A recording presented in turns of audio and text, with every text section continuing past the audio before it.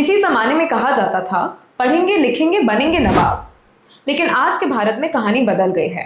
पढ़ेंगे लिखेंगे तो बनेंगे बेकार। हमारे समय में ग्रेजुएशन के 1 साल बाद भी एक सफेद पोश नौकरी मिल पाना किस्मत की बात हो गई है। नौजवानों के लिए टिकाऊ और अच्छी सैलरी वाली नौकरी का ख्याल एक बुरे सपने में बदल चुका है। पिछले 40 सालों में जिस अनुपात में शिक्षा का फैलाव हुआ, उसकी तुलना में नौकरियां बहुत कम ही बढ़ पाई हैं। हालात ये हैं कि खास तौर पर लड़के अब पढ़ाई से पीछे हट रहे हैं। ग्रेजुएट सैलरी बढ़ नहीं रही है और ज्यादातर नए काम खेती के क्षेत्र में ही निकल रहे हैं। अजीम प्रेमजी यूनिवर्सिटी की हालिया report state of working India 2026 Bharat में रोजगार की साफ तस्वीर दिखाती है। इससे जाहिर होता है कि पिछले 5 सालों में जरूरत के हिसाब से सैलरी वाली नौकरियां पैदा ही नहीं हुई हैं। आंकड़े बताती हैं कि 15 से 25 साल के 40% ग्रेजुएट बेरोजगार हैं। 25 से 29 साल के 20% ग्रेजुएट के पास भी कोई रोजगार नहीं है और कम पढ़े लिखे लोगों के मुकाबले ग्रेजुएट्स में बेरोजगारी कई ज्यादा है। न्यूज थाली ने इस रिपोर्ट के एक लेखक अजीम प्रेमजी यूनिवर्सिटी के अर्थशास्त्र के प्रमुख प्रोफेसर डॉक्टर अमित बसोले से खास बातचीत की। आइए सुनते हैं। रिपोर्ट कहती है कि पिछले 40 सालों में पढ़ाई में दाखिला या एनरोलमेंट काफी बढ़ा है और भारत में उच्च शिक्षा में एनरोलमेंट रेट अब 28% हो गई है। लेकिन पढ़ाई से नौकरी तक पहुंचना अभी भी एक बड़ा समस्या है, खासकर ग्रेजुएट लोगों के लिए।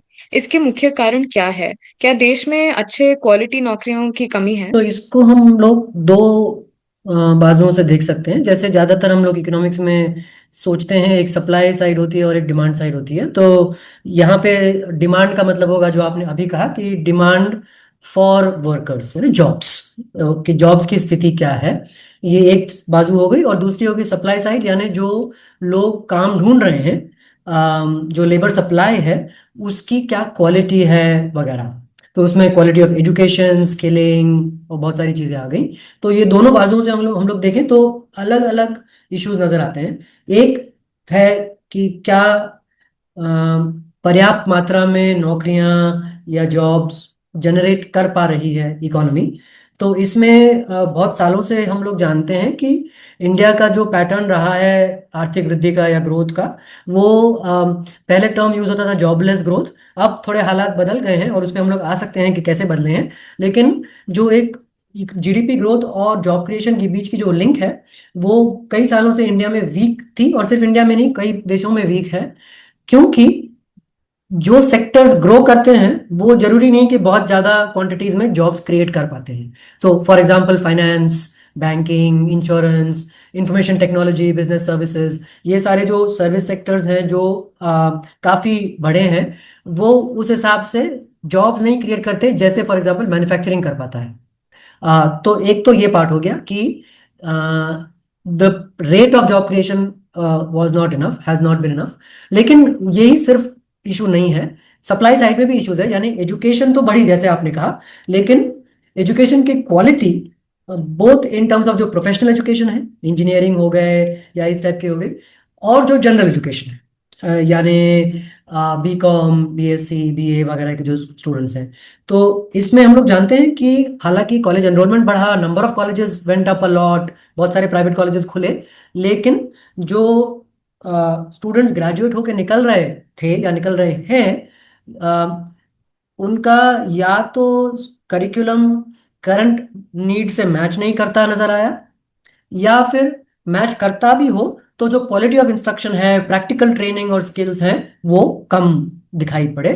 तो इसकी वजह से अगर जॉब हो भी तो भी ये नजर आता है कि कभी कभी एम्प्लॉयर्स को अच्छे क्वालिटी लेबर फोर्स मिलने में भी दिक्कत होती है। तो ये दोनों तरफ से इश्यूज।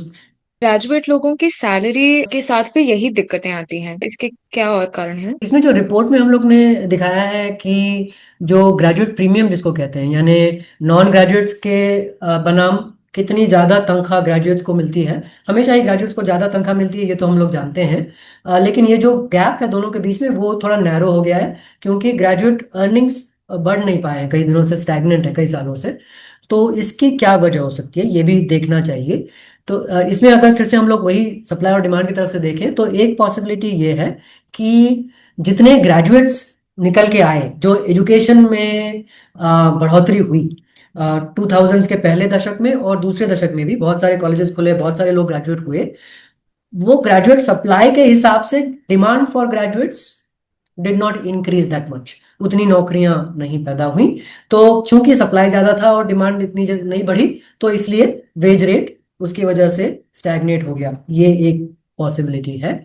एक और पॉसिबिलिटी है कि जो नौकरियां ग्रेजुएट्स लेने लगे वो भी, उनका रूप भी बदल रहा था दशक दर दशक। यानी पुराने जमाने में आप देखें 80s 90s वगैरह में, तो ग्रेजुएट्स भी कम थे और वो जो नौकरियां करते थे वो भी ज्यादातर हाई पेड सर्विसेज वगैरह में होती थी। अम, अब जाके पिछले 10 साल में वगैरह ग्रेजुएट्स भी काफी लोअर वेजेस पे भी काम करने लगे, क्योंकि that was the available work. तो आप अगर देखें कि एजुकेशन सेक्टर में अगर आप टीचर हैं, तो पुराने जमाने में एक परमानेंट जॉब अगर आपको मिला तो that would have been a very high paying job relatively speaking. अब आप अगर देखें तो जॉब भी टेम्पररी हो सकता है और उसकी तनख्वाह भी एडजंक्ट्स वगैरह टाइप के अगर आप लोग ले लें तो काफी कम होती है पहले के मुकाबले। तो the kind of jobs graduates are doing, उसमें भी अर्निंग्स की कैपेसिटी कम है और सप्लाई डिमांड का भी इशू है। एक और मैं चीज बोल दूं जो पहले सवाल के आपके से है, जो मैं कहना भूल गया। हम लोग ने सप्लाई और डिमांड की बात की थी, एक दूसरी एक चैलेंज ये भी है कि अ, इन दोनों को मैच कर पाना, ग्रेजुएट्स को और नौकरियों को, नौकरियां एक तरफ लोग एक तरफ, ये जो मैचिंग है ये भी ऑटोमेटिक नहीं होता है। यानी उसमें इंफॉर्मेशन प्रॉब्लम्स होती हैं कि कहाँ नौकरियां हैं, नौकरी जो नौकरी ढूंढ रहे हैं उनको मालूम होना चाहिए ये, या फिर जो वर्कर्स ढूंढ रहे हैं उनको मालूम होना चाहिए कि वर्कर्स तक कैसे पहुंचें या पोटेंशियल वर्कर्स तक कैसे पहुंचें। तो इसमें जो ऑनलाइन या डिजिटल टूल्स आए हैं, लिंक्डइन वगैरह की तरह, नौकरी वगैरह, they have done some amount of matching of workers to jobs. लेकिन ये मैचिंग प्रॉब्लम अभी भी हमारे यहाँ है और इसलिए काफी बार ये नजर आता है कि बहुत सारे ग्रेजुएट्स जो होते हैं उनको ये तो मालूम होता है कि पब्लिक सेक्टर कमीशन की परीक्षा लें या बैंक की परीक्षा लें तो वो उस जॉब में हम लोग क्वालिफाई हो सकते हैं, लेकिन प्राइवेट सेक्टर के बारे में उनको ज्यादा नहीं मालूम होता है कि किस टाइप्स की नौकरियां हैं, कहाँ जाके मिलेगी, कैसे मिलेगी वगैरह। तो इसमें भी काम करने की जरूरत है कि वो मैचिंग इंप्रूव हो पाए। ये मैचिंग इम्प्रूव कैसे हो सकती है? इसमें अलग अलग चीजें हैं। एक तो ये जो प्लेटफॉर्म्स हैं नौकरियां, लिंक्डइन वगैरह जैसे, ये तो पैन इंडिया है, तो इसका एक तरीका हो गया इनको एक्सपैंड करना। दूसरा, लोकल स्तर पे भी हम लोग कुछ कर सकते हैं, और ये सिर्फ ग्रेजुएट्स की बात नहीं कर रहा हूँ अब मैं। 12वीं पास 10वीं पास लगे हुए लोग हैं जो अपने जिले में या अपने परिवेश में कहीं पे अपने रीजनल इसमें जॉब चाहते हैं, और वहीं पे कुछ एमएसएमईज हैं या छोटे कारोबार हैं, बिजनेस वाले हैं जो कि लोग चाहते हैं अपने बिजनेस के लिए। तो दोनों लेबर डिमांड और लेबर सप्लाई दोनों लोकल लेवल पे है, लेकिन उनका कनेक्शन नहीं बन पा रहा है। तो इसको क्या करें? तो जैसे फॉर एग्जांपल जो लोकल कॉलेजेस हैं वो लोकल एम्प्लॉयर्स को बुलाएं कि आप किस टाइप के लोग चाहते हैं, क्या वो कॉलेजेस उस टाइप के लोग प्रोड्यूस कर रहे हैं कि नहीं। तो इस टाइप की जो लोकल प्लेसमेंट्स एफर्ट्स हो सकते हैं। या फिर जो लोकल बिजनेसेस हैं वो अप्रेंटिस या इंटर्नशिप के चांसेस दे सकते हैं स्टूडेंट को, ताकि उनको भी पता चले कि लोकल एरिया में किस टाइप के लोग, किस टाइप के स्टूडेंट्स हैं, किस टाइप के स्किल्स हैं उनके पास। तो उससे भी ये इम्प्रूव हो सकता है। तो ये सारे ऑप्शंस हैं, इसमें कुछ पब्लिक पॉलिसी का भी रोल है और कुछ प्राइवेट सेक्टर का भी योगदान हो सकता है। रिपोर्ट कहती है कि माइग्रेशन यानी एक जगह से दूसरी जाना काम के लिए अभी भी रोजगार पाने का एक जरूरी तरीका है और लगभग 40% अनौपचारिक प्रवासी मजदूर युवा हैं। क्या पिछले कुछ दशकों में हम काम के लिए माइग्रेशन को बढ़ते हुए देख रहे हैं और इसका नौकरी का क्वालिटी और सुरक्षा पर क्या असर पड़ता है? ये तो माइग्रेशन तो जरूर बढ़ा है, इसमें एक्यूरेट फिगर्स मिलना थोड़ा मुश्किल है क्योंकि सेंसस अभी आया नहीं है, जो नेक्स्ट सेंसस हुआ नहीं है। तो and that is the most authoritative source on migration. तो हम लोग की फुल पिक्चर जो है माइग्रेशन का वो अब काफी पुराना हो चुका है, 15 साल पुराना है। उसके बाद में जरूर ही बढ़ा है। ई श्रम वगैरह जो हम लोग ने यूज किया है that is one way of getting at it. लेकिन जो माइग्रेशन बढ़ा है ये सही है, लेकिन ये भी सही है कि इंडिया में माइग्रेशन की मात्रा शायद अन्य देशों से थोड़ी कम है, और इसके कुछ कारण भी हैं। एक इसमें से ये कारण भी है कि जो वेलफेयर सिस्टम है इंडिया का, राशन कार्ड वगैरह टाइप का जो सिस्टम है या मनरेगा वगैरह है, उसमें आप अपने रीजन से टाइड होते हैं, तो वो पोर्टेबिलिटी ऑफ बेनिफिट जिसको कहते हैं, one nation one ration card is an example, वो अभी पूरा डेवलप नहीं हुआ है। तो लोगों को ये कॉन्फिडेंस नहीं होता है कि अगर मैं लॉन्ग टर्म कहीं माइग्रेट कर जाऊं तो मेरे सारे बेनिफिट्स या वेलफेयर बेनिफिट्स भी आएंगे। तो इसलिए वो लॉन्ग टर्म माइग्रेशन नहीं करना चाहते हैं। और उससे एक प्रॉब्लम होती है, वो ये कि वो कई बार शॉर्ट टर्म सर्कुलर माइग्रेशन करते हैं, कुछ महीने के लिए गए फिर वापस आ गए गांव में, इस टाइप का। और इससे होता यह है कि ना तो वो लॉन्ग टर्म इन्वेस्टमेंट कर सकते हैं उस डेस्टिनेशन एरिया में, और ना ही उनके एम्प्लॉयर्स कुछ इन्वेस्ट करते हैं, क्योंकि उनको भी मालूम है कि ये आने जाने वाली पॉपुलेशन है। तो उससे जॉब क्वालिटी भी सफर होती है, प्रिकेरियस जॉब्स क्रिएट होती हैं। और एम्प्लॉयर्स को भी ये इंसेंटिव नहीं रहता कि वो वर्कर्स में इन्वेस्ट करके कुछ लॉन्ग टर्म ये करें, और वर्कर्स को भी ये नहीं लगता कि वो रहेंगे एक जगह में बहुत समय के लिए। ये दोनों प्रॉब्लम्स हो सकते हैं, ये एक बात हो गई।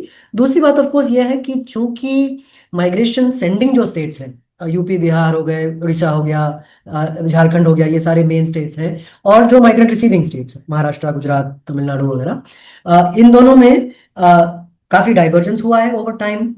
एक ग्रोथ बहुत ज्यादा हुई यहाँ पे नहीं हुई। तो और जो डेमोग्राफिक पैटर्न है वो भी बहुत अलग है। Population growth is faster in the migration sending states. What happens because of that is, चूंकि लोकल जॉब क्रिएशन इन दो स्टेट्स बहुत वीक है, लोग काम के की तलाश में पलायन करते हैं, और जब पलायन करके और जगह पे जाते हैं तो उनकी बार्गेनिंग पोजीशन बहुत वीक होती है, क्योंकि वो और बहुत लोगों के साथ compete कर रहे हैं उसी के लिए, और उनके कोई फॉल बैक ऑप्शन नहीं है वहाँ पे, कोई उनका लोकल नेटवर्क नहीं है, कोई किसी को जानते नहीं है वगैरह। कंपेयर टू अगर वो अपने गांव में या अपने जिले में वगैरह उनके जॉब हो, तो उनको काफी फॉल बैक ऑप्शन होगा, उनको एक सपोर्ट सिस्टम होगा। तो इसलिए जो माइग्रेंट्स को जॉब्स मिलती हैं जनरली उसकी क्वालिटी अच्छी नहीं होती, खास करके अनौपचारिक या अनऑर्गेनाइज सेक्टर में की बात कर रहा हूँ मैं, वो क्वालिटी खराब होती है। तो इसके लिए पब्लिक पॉलिसी ये जरूरी है कि उनका एक सपोर्ट सिस्टम वहां बने, ताकि उनको कुछ भी एक्सेप्ट करने के लिए मजबूर ना होना पड़े, कोई भी टाइप का जॉब। रिपोर्ट में ये भी कहा गया है कि जाति और जेंडर के आधार पर काम का बंटवारा या सेग्रीगेशन कम हुआ है। ऐसा क्यों हुआ है और इसका असमानता पर क्या असर पड़ा है? ये हम लोग ने पिछली रिपोर्ट 2023 की जो रिपोर्ट थी उसमें भी ये हम लोग ने थोड़ा देखा था कि जो खास करके कास्ट और जेंडर बेस्ड इनइक्वालिटीज हैं समाज में, वो नौकरियों में या एम्प्लॉयमेंट में कैसे नजर आती हैं, और उसके कुछ अलग अलग रूप दिखाई देते हैं, और क्या वो कम हुई हैं, ये विषमताएं क्या वो कम हुई हैं। तो ये तो दिखता है कि खास करके जाति के आधार पे जो ऑक्यूपेशनल या इंडस्ट्रियल सेग्रीगेशन जिसको बोलते हैं, कि कुछ विशिष्ट जातियों के लोग किन्हीं प्रकार के काम में ज्यादा नजर आएंगे। तो जैसे क्लासिक एग्जाम्पल हो गया, जो शेड्यूल्ड कास्ट या दलित बैकग्राउंड से आते हैं, वो लेदर वर्किंग या वेस्ट वगैरह में ज़्यादा दिखाई देंगे, क्योंकि वो उनका एक जाति से जुड़ा हुआ एक समीकरण पहले से है। तो इसको तोड़ना जरूरी है। और जो रिपोर्ट आज ये रिपोर्ट है और पिछली रिपोर्ट भी देखती है कि ये टूटा है, तो ये लिंक कमजोर तो हुई दिखाई देती है। तो यानी जो ओवर रिप्रेजेंटेशन था इन जातियों का उन कामों में, वो कम हुआ है। और इसकी वजह यह है कि और ऑप्शंस निकले हैं। There have been other jobs created in other sectors, जहां पे लोग जा पाए हैं और अपनी जो ये लिंक है ये थोड़ी तोड़ पाए हैं। लेकिन ये सिर्फ ऐसा नहीं है कि जो ऑप्शंस आए वो अच्छे ही नौकरियां हो, वो कंस्ट्रक्शन वगैरह भी हो सकता है जिसमें प्रिकेरियस लेबर ही है, लेकिन ट्रेडिशनल कास्ट बेस्ड नहीं है। तो ये दोनों चीजें हुई हैं कि ट्रेडिशनल कास्ट बेस्ड जो लिंक है वो कमजोर हुई, लेकिन जो नए जॉब्स मिले वो कोई बहुत अच्छे क्वालिटी के थे ये जरूरी नहीं है। ये एक जाति की स्टोरी है। जेंडर में संक्षिप्त में स्टोरी ये है कि जो ये इस रिपोर्ट में हम लोग ने कहा है कि जो यंग लड़कियां हैं या महिलाएं हैं 20s वगैरह में जो हैं, जो अभी नौकरियां ढूंढ रही हैं या जॉब्स में आ रही हैं, वो अपनी पहले जनरेशन के मुकाबले में काफी अलग जॉब्स कर रही हैं। वो मैन्युफैक्चरिंग में जा रही हैं या दूसरे सर्विस सेक्टर जॉब्स में जा रही हैं, जबकि पहले के जनरेशन में ज्यादातर जो महिलाएं थी वो होम बेस्ड वर्क में ज्यादा थी।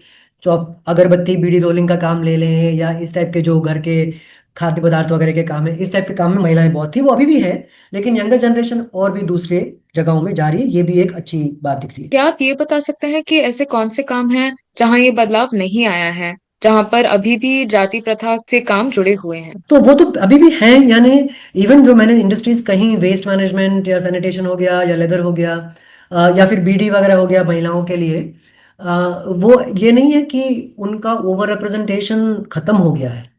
अभी भी अगर आप देखें तो उनके जो लोक संख्या में जो प्रपोर्शन है शेड्यूल कास्ट वर्कर्स का या फिर महिलाओं का, जो वर्कफोर्स में जो प्रपोर्शन है, उसके हिसाब से इन व्यवसायों में वो ज़्यादा ही नजर आते हैं अभी भी। बस यही है कि पहले के मुकाबले वो कम हुआ है। तो हम लोग सही दिशा में जा रहे हैं, लेकिन अभी भी ये बात खत्म नहीं हुई। और जाति की अगर हम लोग बात लें तो ये तो बहुत सीवियर फॉर्म ऑफ डिस्क्रिमिनेशन आप देख रहे हैं, जैसे सैनिटेशन या लेदर वगैरह का। अगर उसको हम लोग थोड़ा बड़े लेंस से देखें तो अभी भी बहुत हमको नजर आएगा कि जो गुड जॉब्स हैं, कॉर्पोरेट सेक्टर में हैं, मीडिया वगैरह में हो गए वगैरह, उसमें अभी भी बैकवर्ड कास्ट का या डिसएडवांटेज कास्ट का अंडर रिप्रेजेंटेशन ही है। तो उसमें अभी भी काफी काम करने की जरूरत है। हाल के सालों में भारत में डेटा से जुड़ी काफी समस्याएं आई हैं, जैसे सेंसस का ना होना, जीडीपी के आंकड़ों पर सवाल उठना। आप भारत में डेटा की अभी की स्थिति को कैसे देखते हैं? तो डेटा में थोड़ा किस टाइप का डेटा, इस पे से सवाल का जवाब बदल देगा। तो आपने जिक्र किया कि सेंसस नहीं हुआ है, ये बहुत बड़ी समस्या है कई चीज़ों के लिए। जीडीपी की जो कंट्रोवर्सी है वो थोड़ी अलग है, यानी उसमें ये सवाल उठ रहे हैं कि क्या अनऑर्गेनाइज सेक्टर को ठीक से रिप्रेजेंट किया जा रहा है कि नहीं, डिफ्लेटर की क्या भूमिका है वगैरह। लेकिन जब एम्प्लॉयमेंट के डेटा की जब बात आती है तो उसमें एक्चुअली हमने सबसे ज़्यादा इम्प्रूवमेंट्स देखे हैं। तो अगर हम लोग 2017 का एक साल ले, जब पीरियोडिक लेबर फोर्स सर्वे शुरू हुआ, उसके पहले एक गैप है एम्प्लॉयमेंट डेटा में। लेकिन 2017-18 के बाद जब पीएलएफएस आना शुरू हुआ तो उसमें काफ़ी इम्प्रूवमेंट्स आए, यानी वो रेगुलर हो गया। उसका रिलीज अब रेगुलरली आता है। मॉस्पी जो है, मिनिस्ट्री ऑफ स्टेटिस्टिक्स, वो अनाउंस करती है कि कब निकलने वाला है डेटा, और उस हिसाब से आ रहा है। उसका उन्होंने कुछ रिप्रेजेंटेशन भी स्ट्रेंथन किया, यानी पहले वो स्टेट लेवल रिप्रेजेंटेटिव होता था, अब उसको डिस्ट्रिक्ट लेवल रिप्रेजेंटेटिव कर रहे हैं। तो एम्प्लॉयमेंट के डेटा को लेकर के काफ़ी सुधार हुए हैं। अनऑर्गेनाइज सेक्टर के डेटा को लेकर के भी सुधार हुए हैं, यानी वो जो असूस डेटा है, annual survey of unorganised sector enterprises, वो 2021-22 से शुरू हुआ, वो भी एनुअल है। पहले हर 5 साल में होता था। तो असूस हो गया, पीएलएफएस हो गया, अब नया कंजम्पशन सर्वे भी आ गया है, तब उसका भी होपफुली रेगुलर आएगा। तो कुछ कुछ जो सैंपल सर्वे के जो एफर्ट्स हैं वो काफ़ी सराहनीय है मिनिस्ट्री ऑफ स्टेटिस्टिक्स के। पिछले 3-4 साल में बहुत सुधार आया है। इसका मतलब ये नहीं कि गैप्स नहीं है, अभी भी गैप्स हैं डेटा में, और उसमें काम करने की ज़रूरत है। तो होपफुली वो इम्प्रूवमेंट्स होंगी। आप कई सालों से इन रिपोर्ट्स पर काम करते आ रहे हैं, और ये शायद एक ही ऐसा रिपोर्ट है जो भारत में रोजगार की स्थिति पर ऐसा एनालिसिस करता हो। तो पिछले कुछ सालों में आपने कौन से मुख्य रुझान उभरते हुए देखे हैं? ये थोड़ा कहना तो मुश्किल। अब कुछ बड़े थीम्स हैं जो बार बार आते हैं, और कुछ हम लोग ने अभी भी बात की इसके बारे में। एक तो ये है कि ग्रोथ और जॉब्स का क्या कनेक्शन है, कि जब हम लोग जीडीपी ग्रोथ की बात करते हैं तो वो तो ठीक है, 7% ग्रोथ, 8% वगैरह, और ये है कि नहीं वो डेटा का सवाल है, वो तो अलग सवाल है। लेकिन जो कुछ भी आर्थिक वृद्धि हो रही है, क्या वो लोगों के लिए अवसर पैदा कर रही है, गुड पेइंग जॉब्स का। ये एक बड़ा थीम है, ये हम लोग हर रिपोर्ट में कहीं ना कहीं चलता रहता है। अम, और उसमें जब मैंने शुरू में कहा था कि जॉबलेस ग्रोथ का मामला अब थोड़ा बदल गया है, उसको भी मैं जरा हाईलाइट करूं कि क्या बदला है। पिछले रिपोर्ट में और इस रिपोर्ट में भी हम लोग ने ये कहा कहा है कि कोविड के बाद समस्या कुछ अलग टाइप की है। पहले समस्या ये थी कि ग्रोथ तो हो रही थी लेकिन जॉब्स नहीं ज्यादा क्रिएट हो रहे थे। अब एम्प्लॉयमेंट एक्चुअली बढ़ गया है काफी। तो पिछले कुछ सालों में female labour force participation rate भी बहुत बढ़ा, मेल रेट भी बढ़ा, और इन जनरल वर्कफोर्स का साइज काफी तेजी से बढ़ा। लेकिन इसमें चूंकि सैलरी जॉब भी बढ़े, लेकिन उससे कई ज्यादा सेल्फ एम्प्लॉयमेंट के अवसर बढ़े, खास करके एग्रीकल्चर में वगैरह। तो ये कोई बहुत पॉजिटिव साइन नहीं है। यानी ओवर टाइम हमको ये देखना चाहिए कि एग्रीकल्चर में एम्प्लॉयमेंट कम हो और मैन्युफैक्चरिंग और सर्विसेज में बढ़े। और ये हो भी रहा था कुछ मात्रा में पहले। कोविड के बाद में थोड़ा उल्टा हो गया, यानी एग्रीकल्चर में बढ़ गई एम्प्लॉयमेंट। तो इसलिए ग्रोथ अब जॉबलेस तो नहीं है, लेकिन जो जॉब्स क्रिएट हो रहे हैं या जो एम्प्लॉयमेंट क्रिएट हो रही है वो बहुत अच्छी क्वालिटी की नहीं है। वो ज़्यादातर very basic type of employment है, सेल्फ एम्प्लॉयमेंट है। तो ये भी एक बड़ी थीम अभी हम लोग के रिपोर्ट्स में उभर के आई है, उसके बारे में क्या करना है ये सवाल खड़ा होता है। और लास्ट में कहूंगा कि एक रनिंग थीम हमेशा से ये होती है कि पॉलिसी के क्या रोल्स होते हैं, यानी केंद्र लेवल पे या स्टेट लेवल पे किस टाइप की चीजें सरकारें कर सकती हैं जिससे कि ग्रोथ भी बढ़े, लेकिन ग्रोथ का जॉब्स के साथ कनेक्शन ज्यादा टाइट हो। रिपोर्ट में ये बात भी है कि पुरुषों के उच्च शिक्षा में एक रिवर्सल देखा जा रहा है, जहां अधिक संख्या में युवा पुरुष घरेलू आय का समर्थन करने के लिए पढ़ाई छोड़ रहे हैं। 72% तक ने वित्तीय दबाव की को इसका कारण बताया है। इस ट्रेंड के पीछे के क्या कारण, लाइक अंडरलाइंग रीजन क्या है? तो ये भी पैंडेमिक के चलते और फिर पैंडेमिक के बाद की डेवलपमेंट है। मोटा मोटी ये नजर आ रहा है कि और ये मैं पहले जो कह रहा था कि सेल्फ एम्प्लॉयमेंट बढ़ी है, ये दिख रहा है कि जबकि ग्रोथ तो हो रही है, जीडीपी ग्रोथ, लेकिन लेबर डिमांड यानी नौकरियों का पैदा होने का रेट अभी भी कमजोर है पैंडेमिक के बाद। उसकी वजह से क्या हो रहा है कि जो लोग आय कमाना चाहते हैं और लेकिन जिनको नौकरी नहीं मिलती वो फिर स्वरोजगार में चले जाते हैं, तो इसलिए स्वरोजगार की भी मात्रा बढ़ रही है। और चूंकि लेबर डिमांड वीक है, अच्छे जॉब्स क्रिएट ज़्यादा नहीं हो पा रहे हैं या वेज रेट्स स्टैग्नेट कर रहे हैं, इन सब वजहों से अ, परिवारों को एक प्रेशर महसूस हो रहा है कि अपना स्तर, कंजम्पशन स्तर वगैरह, उपभोग का स्तर मेंटेन करने के लिए उनको एडिशनल अर्नर्स की जरूरत पड़ रही है, और लोग जो आय कमा सकें, फिर वो स्वरोजगार में हो या कहीं भी। तो इसके चलते शायद ये हो रहा है कि लोग अपनी पढ़ाई को पोस्टपोन कर रहे हैं या छोड़ रहे हैं और कुछ आय कमाने की कोशिश कर रहे हैं ताकि एक कंजम्पशन लेवल मेंटेन किया जाए, जो मेंटेन करने में मुश्किल हो रही है। एक उसमें डेट का भी एंगल है जो हम लोग ने रिपोर्ट में नहीं मेंशन किया, लेकिन काफी और लोगों ने इसके बारे में लिखा है कि चूंकि परिवारों ने कर्ज वगैरह भी लिया है पैंडेमिक के चलते या उसके बाद में, तो उसको भी उतारना है, उसके लिए भी आय चाहिए। तो इन सब के वित्तीय दबाव के कारण शायद लोग ऐसा कर रहे हैं। रिपोर्ट में युवा श्रमिकों के बीच बढ़ती स्ट्रक्चरल प्रिकैरिटी को हम कैसे समझें? क्या ये नव उदारवादी पूंजीवाद की एक विशेषता है, या फिर ये एक अनइंटेंडेड रिजल्ट है जिसने नीति निर्माताओं और अर्थशास्त्रियों को चौंका दिया है? अगर प्रिकैरिटी से आपका मतलब है अनऑर्गेनाइज सेक्टर में जॉब्स का बढ़ना, क्योंकि इसमें अलग अलग अर्थ से हम लोग देख सकते हैं ना, क्योंकि ऑर्गेनाइज सेक्टर में भी हम लोग देखते हैं कि कॉन्ट्रैक्चुअलाइजेशन है या कॉन्ट्रैक्ट वर्कर्स वगैरह हैं, और हम लोग अनऑर्गेनाइज सेक्टर में भी बढ़ोतरी देखते हैं। तो ये दोनों चीज़ें हैं, इन दोनों के कारण अलग भी हो सकते हैं। तो जैसे ऑर्गेनाइज सेक्टर में इनफॉर्मल एम्प्लॉयमेंट का बढ़ना या फिर कॉन्ट्रैक्चुअल शॉर्ट टर्म एम्प्लॉयमेंट का बढ़ना, ये तो हम लोग देखते आ रहे हैं 1990s या 2000 से ही, मतलब 20-25 सालों से ये प्रक्रिया चल रही है।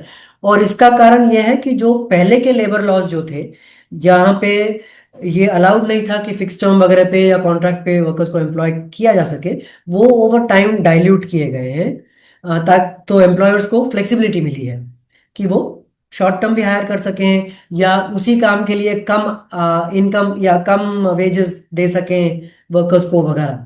ये तो हुआ है और ये न्यूलिबरलिज्म के चलते ही हुआ है।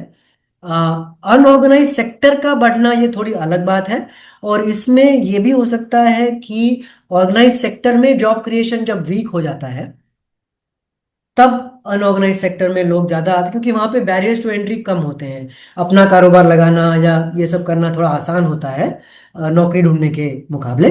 तो फिर अनऑर्गेनाइज सेक्टर बढ़ता है, उससे भी प्रिकैरिटी बढ़ती है। तो ये दोनों अलग अलग वजह हो सकती हैं।